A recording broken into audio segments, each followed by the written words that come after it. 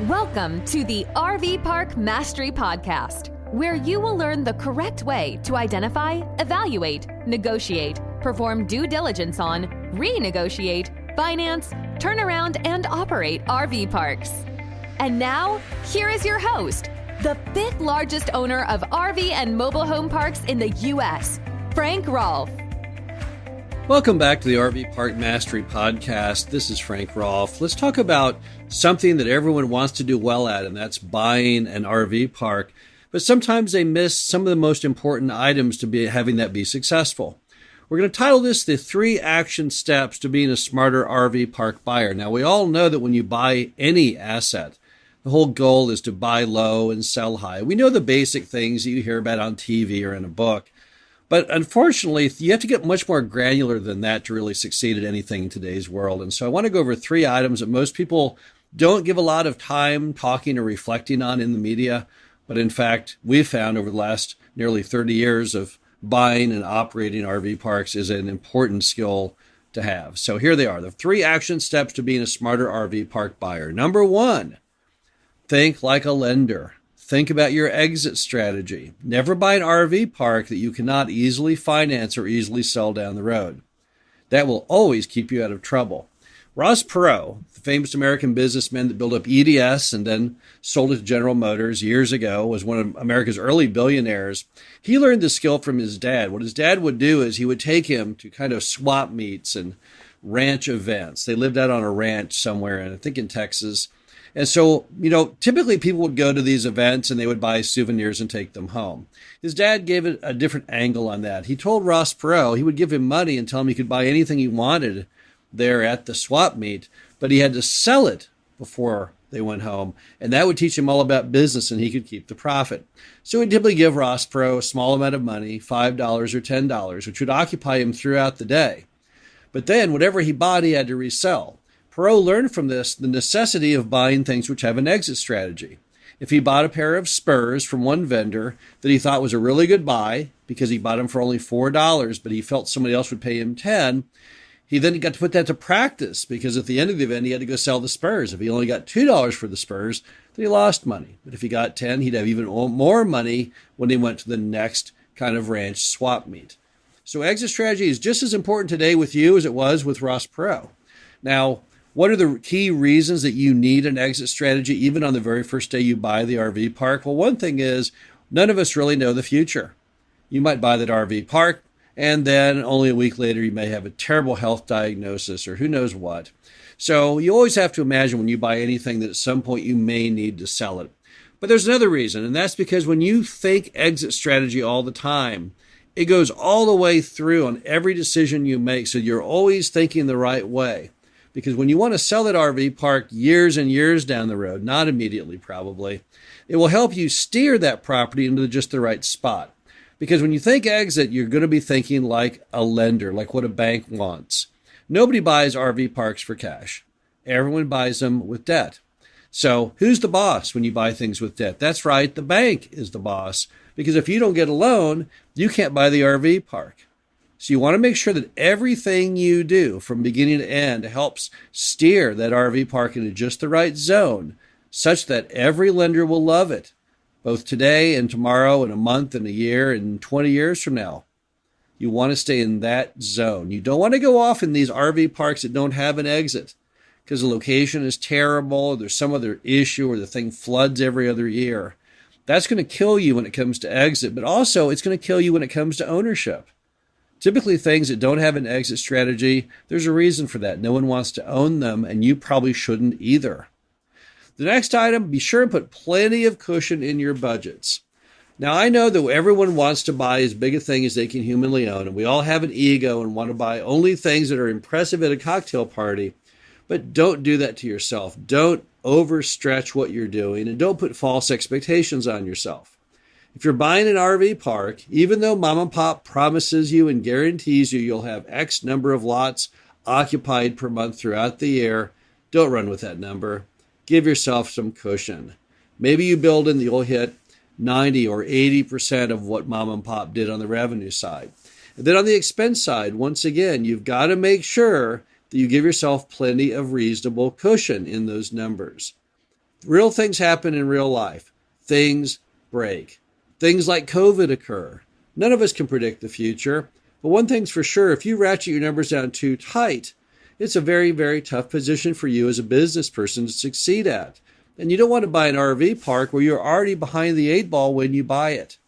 You want to give yourself plenty of cushion. Now, you may say, well, no, I tried to do that on this RV park that I was looking at buying, but when I put the cushion in, I couldn't make the numbers all work.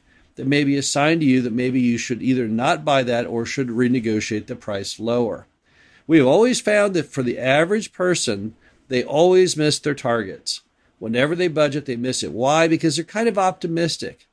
People don't normally think in terms of the worst case scenario. They always think the best case scenario. And if they're going to err, they always err typically to the good side because they're all excited about buying that RV park. They're all excited about all the great things they're going to do to improve it. So they kind of sell themselves on the idea. And sometimes they can get themselves into trouble. So just make sure when you're forecasting those budgets, whatever the budget may be for that property, that you've allocated a reasonable amount towards all those things in life that can go wrong. You never want to be so tight in your numbers that there's no wiggle room whatsoever. It's just tough to live life that way. You would not want to drive your car around with 4 of the 5 lug nuts off each wheel with just enough gas that you might make it home if you're lucky. No. Why would you do that to yourself? Cut yourself some slack. Prices can always be negotiated a little lower. There's different things you can do. You've got to make sure you've got adequate cushion. You do not want to box yourself into a corner. It's just not a good way to live. A lot of people listening to this want to buy an RV park to reduce their stress. They want to have an additional income stream. They want to go out and self-manage the RV park. Don't add to your stress. Just make sure your budgets have plenty of cushion in them. Finally, you've got to do great due diligence. If people ask me, what's the number one difference between people who are successful with RV parks and those who fail? The answer will be who did the great due diligence, because those are the people who always seem to win, and the people who do not, for the most part, typically fail. Now, that's been known all the way back since our country's founding in the 1700s. Ben Franklin once said that diligence is the mother of good luck. What did Franklin mean by that? He simply meant that you improve your odds of success when you have checked out every possible thing that can go wrong and you know exactly what it is, how to mitigate it, and what plan B is if it does go wrong. Now, if you buy an RV park and you don't do good due diligence, what will happen? Well, probably your revenue will not be what you expected. Your expenses will be higher than you thought. And there may be some other huge CapEx problems you never prepared for. Maybe your pool actually is broken and needs massive repair. Maybe your roads need work. Maybe there's erosion over there at the lake that you've got to fix. Who knows what it may be? People who do great due diligence, they already know these factors going in. But people who do not do great due diligence, these things always befall them after they've purchased it. And that's, again, not where you want to be as a buyer. You want to go ahead and buy a property. You want it to perform like you thought. You don't want to buy a property and all the time be reactive in nature. You want to be proactive. You want to identify those problems and fix them on the front end, right? You don't want to be reactive where all the time you're trying to run backwards, putting out fires of each thing that may pop up. Remember that due diligence basically is all about removing risk. That's really all it is. It's kind of just a fancy name for those who don't like risk. Now, none of us like risk, but we all take risk. Every day when we pull out of our car, pull out of our driveway, we take risk. We could be in an accident. We could be hit by a drunk driver. Our car could break down and strand us. But we all know that you have to take some risk in life to advance. There's an old quote, behold the turtle. It only makes forward progress when it sticks its neck out. And so I guess we're all a little bit like that turtle. But you don't need to take unnecessary risk. Normal risk is a part of life, but unnecessary risk is not. By necessary risk, I mean that you need to figure out on anything you do with that RV park, all the different ways things could go bad and make sure those will not happen on your watch. And if there do have any risks out there, you need to identify the risk and what your plan B is to mitigate those. So if anything should happen, you'll be in as good shape as you can be.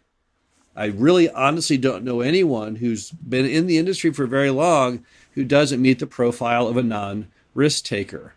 Now, of course, life is filled with those who take risks, and many of those people are very, very lucky, right? Down there in Las Vegas or near the casino near you, there's that one person who put $5 into whatever that gambling game is, that won the jackpot, but there's a million people who put their money in and lost. And that's the problem, is often in life we only hear about the lucky people who succeeded against all odds. But you don't want to be a lucky person. You want to make your luck. You don't want to be a gambler. When you buy that RV park, that should not be seen as you gambling with your investment money, with your future. That needs to be you making a good strategic plan, one in which you've identified every possible risk and you know what they are, where you stand, and what plan B is if any of those should pop up. Again, this is Frank Rolfe, the RV Park Mastery Podcast. Hope you enjoyed these 3 action steps to being a smarter RV park buyer, and we'll be back again real soon. Thank you for listening to the RV Park Mastery Podcast. Be sure to visit us at www.rvparkmastery.com, where you can learn the correct way to identify, evaluate, negotiate, perform due diligence on, renegotiate, finance, turn around, and operate in RV parks.